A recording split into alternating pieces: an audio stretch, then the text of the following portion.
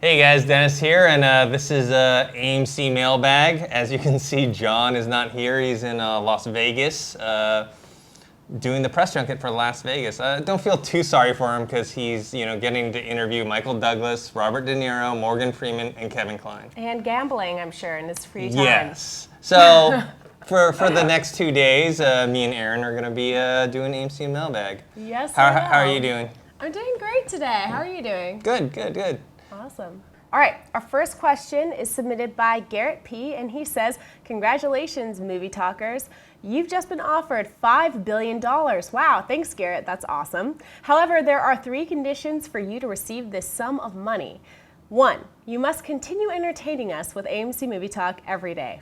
2, you must either select Star Wars Episode VII, Avengers: The Age of Ultron, or Batman vs. Superman to never be made. And 3, you cannot use your money to finance this or any other passion movie project.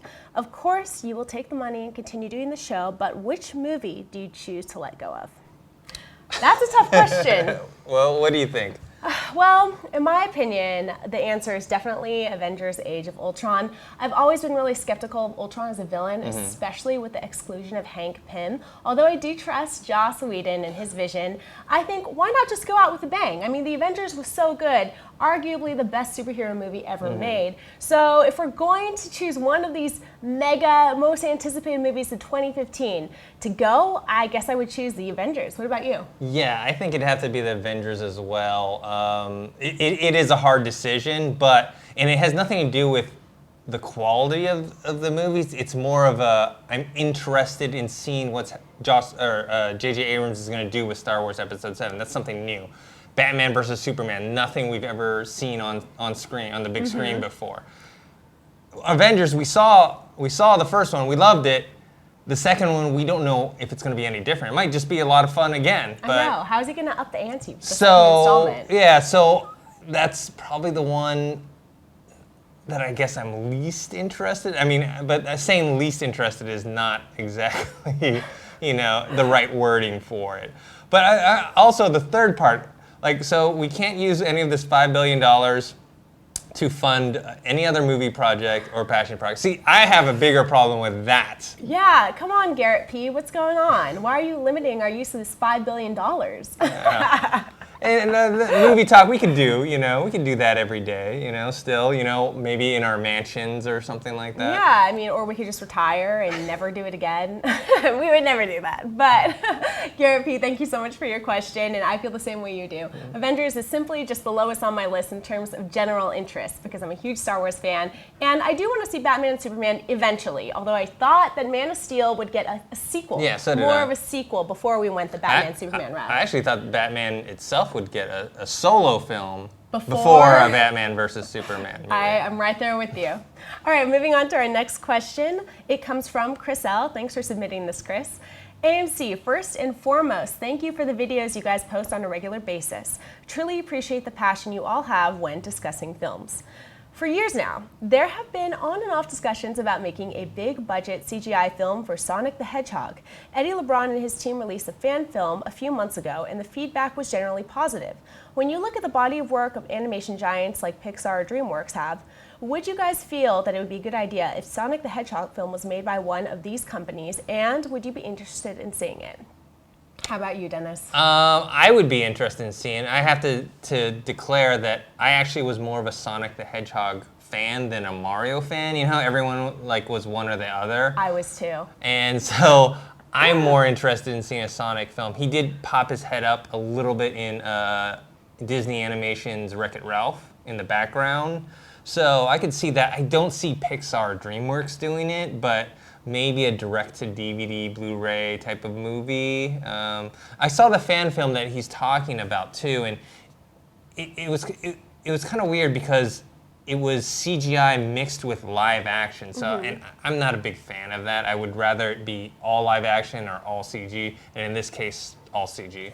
Yeah, I'm actually a huge Sonic fan too, and it was definitely a big part of my childhood, and I would love to see Sonic, Tails, and Knuckles even make it to the big screen. And with the help of an animation giant like Pixar or DreamWorks, that would be amazing, and I think that would be incredible. But they're focusing on a lot of original content these days, or sequels to original content that they've already made that have been successful. So I really don't know if we'll be seeing that in the future, but I wouldn't totally exclude it because I would love to see this happen.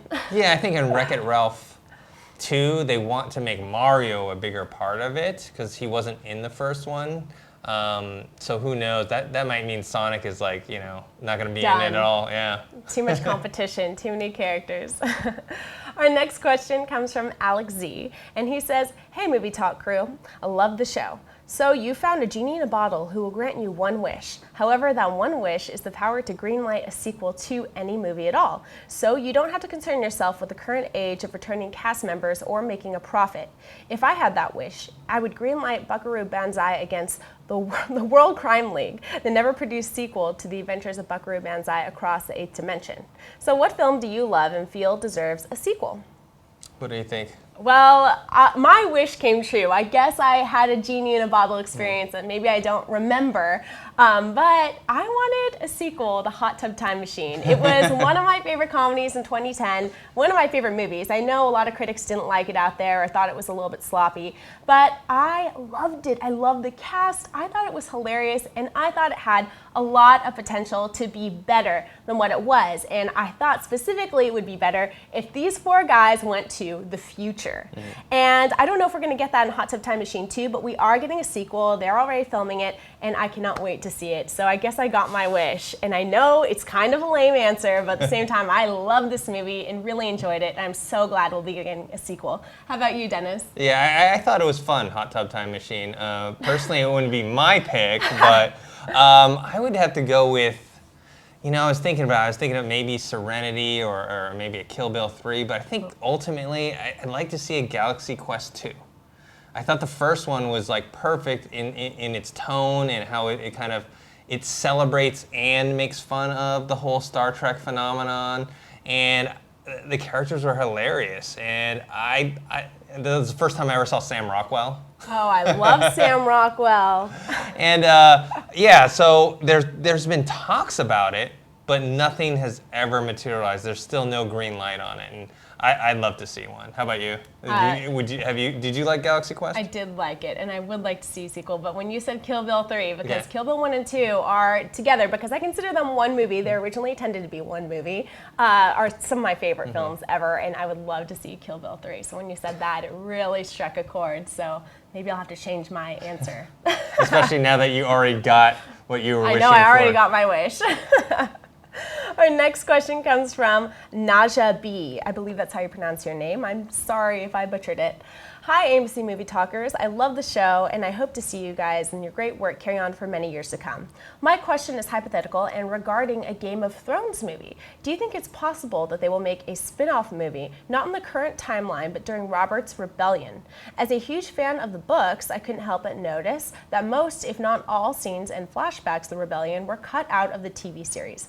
The rebellion takes place some 15 to 14 years before the start of season 1, so it would be a prequel similar to how The Hobbit was to Lord of the Rings. But if they make a movie on a similar story arc after it, A Son of Ice and Fire is concluded, I would still watch it. So do you think a Game of Thrones movie is possible? And if so, do you think it will be a sequel or prequel? And I'm sorry that I was not aware of what you were referring to with this acronym, because I actually don't watch Game of Thrones, believe it or not. I know, I don't. I'm a movie girl. I'm not such a big TV girl. But to answer your question, I do think that it's possible that we'll see something regarding the Game of Thrones universe or story arc eventually one day on the big screen, because it's already cinematic in tone and it's such a popular, successful series that I wouldn't be surprised if we saw that happening. How do you feel about it, Dennis? Well, being a big Game of Thrones fan, I do know what she's talking about, and he or she.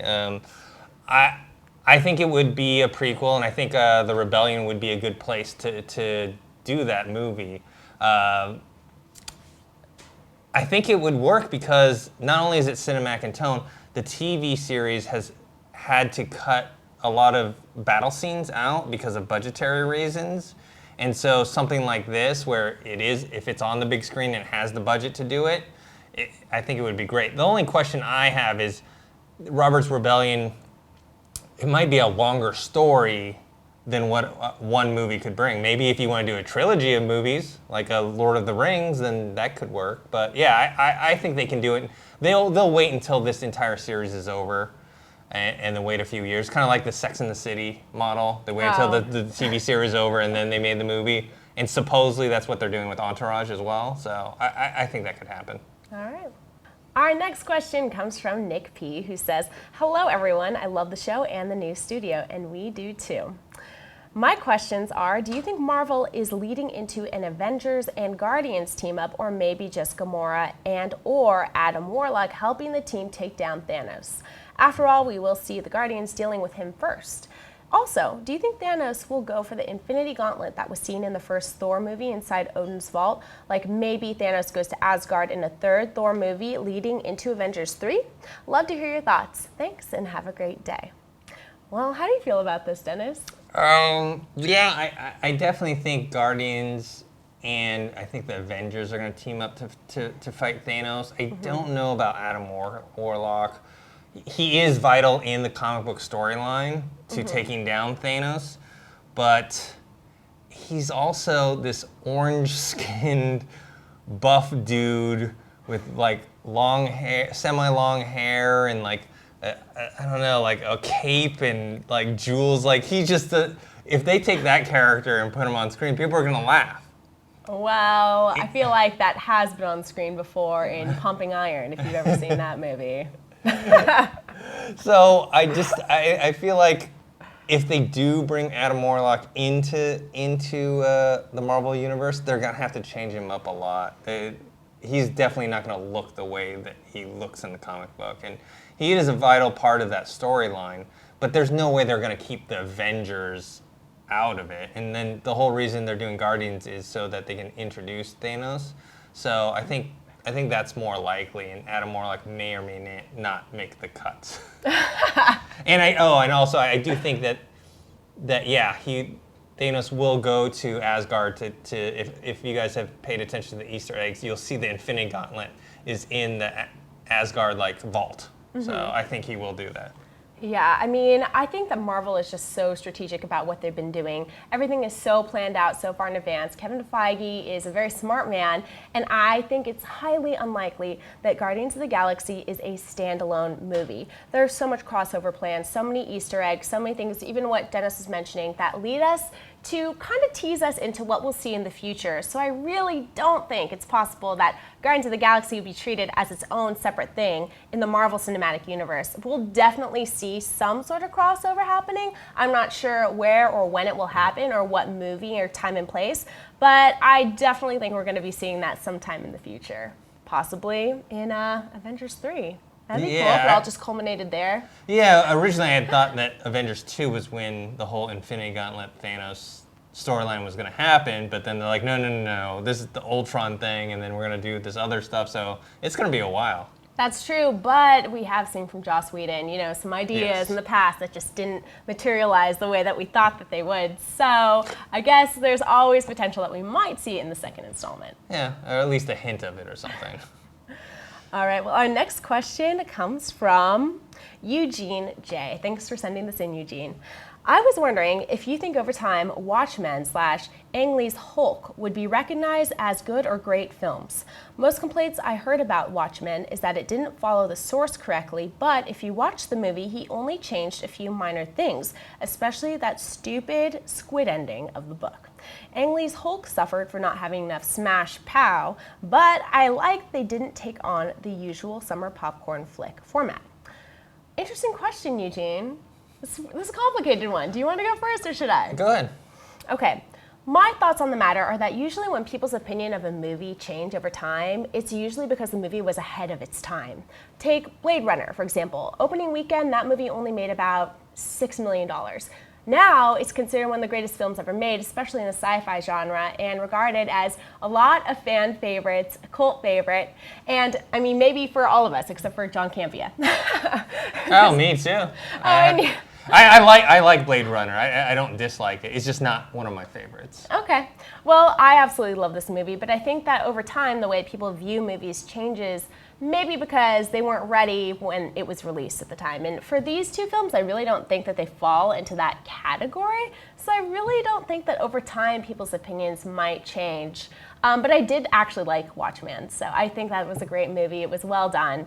And I don't believe that things always have to stick so closely to the source material. I'm okay with a little bit of deviation. So that personally didn't really bother me that much. But how do you see the matter, Dennis? Yeah, I enjoyed Watchmen, and the Hulk, or the Ang Lee's Hulk, to a lesser extent. I did like Watchmen a lot more, even though I did have problems with it.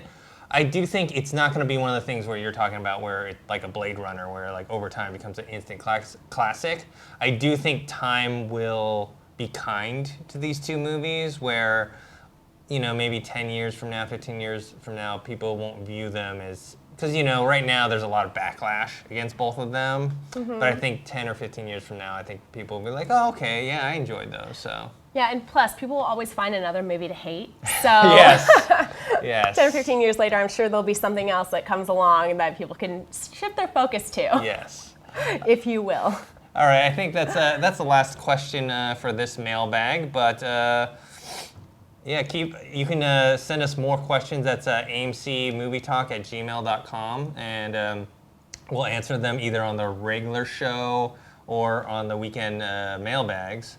Where can people find you? You guys can find me at Twitter at Erin A. Darling, Facebook, Erin Darling fan page, or YouTube, Erin Ashley D. Thank you so much for tuning in to this episode of Mailbag. Keep sending in your questions. We love to see them and love to answer them. Thanks so much for tuning in.